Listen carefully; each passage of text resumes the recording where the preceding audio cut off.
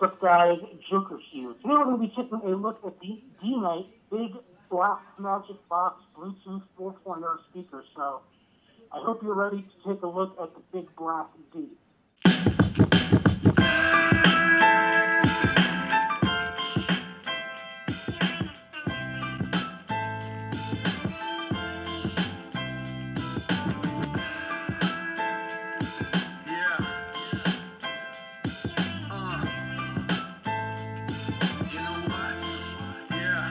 So as you guys heard there, we are taking a look at the DKnight Big MagicBox Bluetooth 4.0 speaker. The guys over at DKnight got in touch with me, asked me if I wanted to take a look at their new Bluetooth speaker, so I said sure, why not?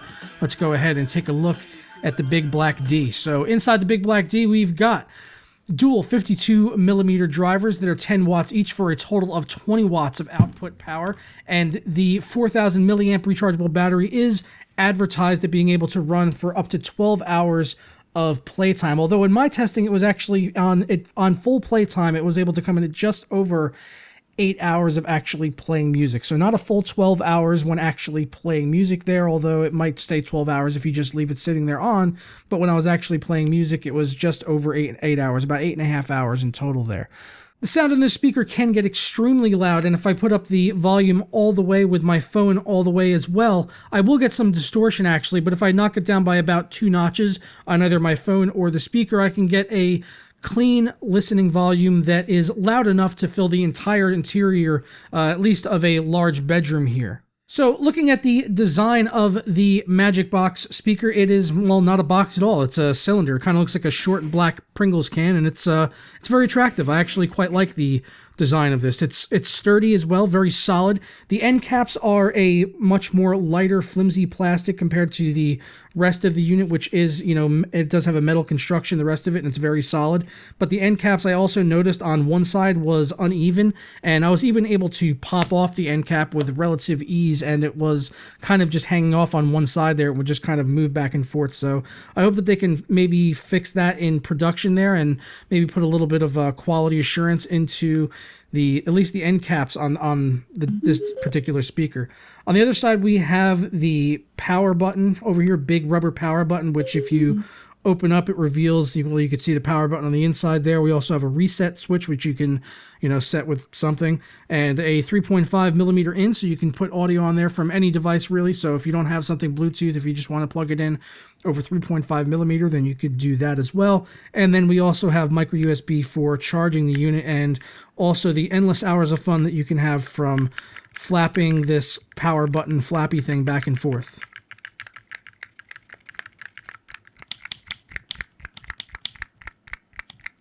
The buttons on the body make it extremely easy to go ahead and adjust your volume, play and pause, or you can fast forward and rewind through the tracks that you are listening to on your mobile device. And you can also use the large phone button to take phone calls, so you can receive phone calls. You can't actually make phone calls from the speaker, but you can receive phone calls. It has a built-in microphone on there, so you can just kind of talk right at the speaker if you want to, although the sound quality on phone calls receiving as well as the microphone definitely left something to be desired, and I wouldn't really pick this up for that functionality if that's what you're looking for like a conference call type of speaker. There are better options out there than this, something like the Roar speaker, around like $100. That would be a better option, but that is $100. This is just, this is $60.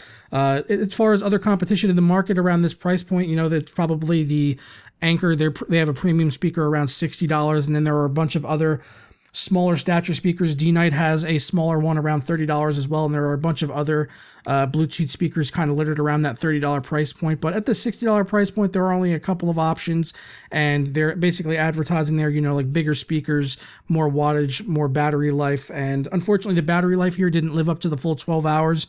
They were advertising on the 4000 milliamp rechargeable battery. But 8 hours is still pretty long, and at $60, it's a fairly reasonable price. I'd probably maybe be a buyer at this at around like $40. I think $40 would be a more of a fair price though, being that it doesn't have NFC pairing. It's just Bluetooth, and there isn't really much other functionality here besides, it'll just basically play, your music for you wirelessly on a Bluetooth speaker, and it sounds okay. You know, it sounds decent. It's not like amazing. I found that the bass was probably the most pronounced element in this particular speaker. So on like rock and metal music, I thought the guitars kind of got drowned out a little bit there. I'll let you guys give a listen to that here actually before we get out of here.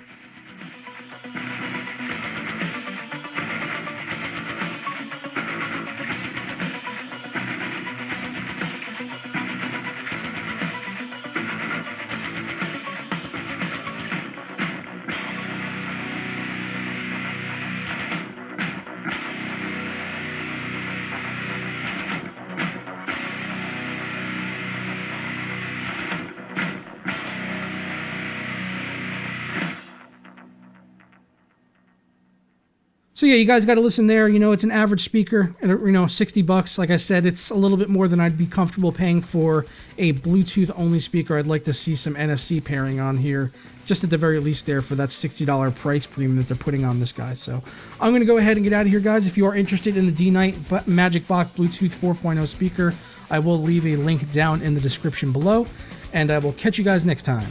Ciao.